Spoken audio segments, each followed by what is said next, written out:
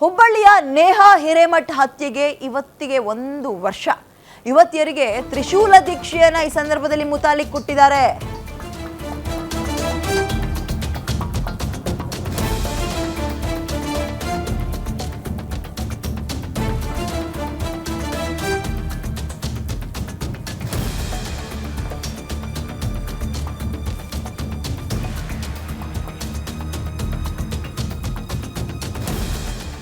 Okay, Neha ಹತ್ಯೆಯನ್ನ ಖಂಡಿಸಿ ಸಭೆಯನ್ನ ಶ್ರೀರಾಮ ಸೇನೆ ನಡೆಸಿದೆ. ಅದರಲ್ಲಿ ತ್ರಿಶೂಲ ದೀಕ್ಷೆಯನ್ನ ಹೆಣ್ಮಕ್ಳಿಗೆ ಕೊಟ್ಟಿದ್ದಾರಂತೆ.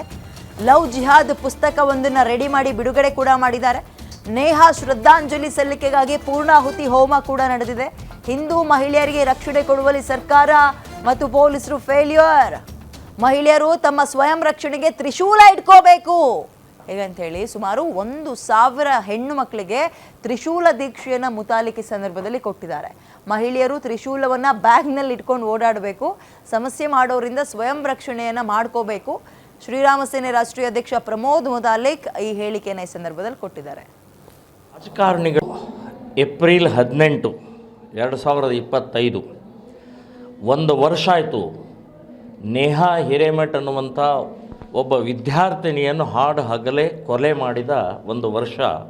ಶ್ರೀರಾಮ ಸೇನೆ ಸಂಘಟನೆ ನಾವು ವಾರ್ಷಿಕ ಶ್ರದ್ಧಾಂಜಲಿ ಮತ್ತು ಕೋರ್ಟು, ಪೊಲೀಸ್ ಸ್ಟೇಷನ್ನು ಮತ್ತು ರಾಜಕಾರಣಿಗಳಿಗೆ ಒಂದು ಎಚ್ಚರಿಕೆ ಕೊಡೋಗೋಸ್ಕರ 1 ವರ್ಷ ಆದರೂ ಕೂಡ ಯಾವುದೇ ಪ್ರಕ್ರಿಯೆ ಆಗದೇ ಇರುವಂಥದ್ದು ಇದು ಅತ್ಯಂತ ಗಂಭೀರವಾದಂಥದ್ದು.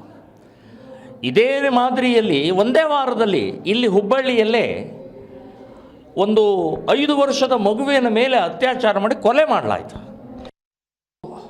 ಏಪ್ರಿಲ್ 18, 2025 1 ವರ್ಷ ಆಯಿತು ನೇಹಾ ಹಿರೇಮಠ ಅನ್ನುವಂಥ ಒಬ್ಬ ವಿದ್ಯಾರ್ಥಿನಿಯನ್ನು ಹಾಡು ಹಗಲೇ ಕೊಲೆ ಮಾಡಿದ 1 ವರ್ಷ.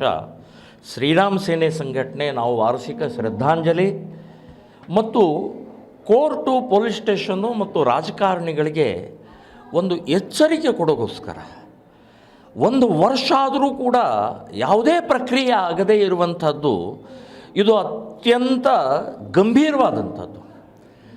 ಇದೇ ಮಾದರಿಯಲ್ಲಿ ಒಂದೇ ವಾರದಲ್ಲಿ ಇಲ್ಲಿ ಹುಬ್ಬಳ್ಳಿಯಲ್ಲೇ ಒಂದು 5 ವರ್ಷದ ಮಗುವಿನ ಮೇಲೆ ಅತ್ಯಾಚಾರ ಮಾಡಿ ಕೊಲೆ ಮಾಡಲಾಯಿತು. ಏಪ್ರಿಲ್ 18, 2025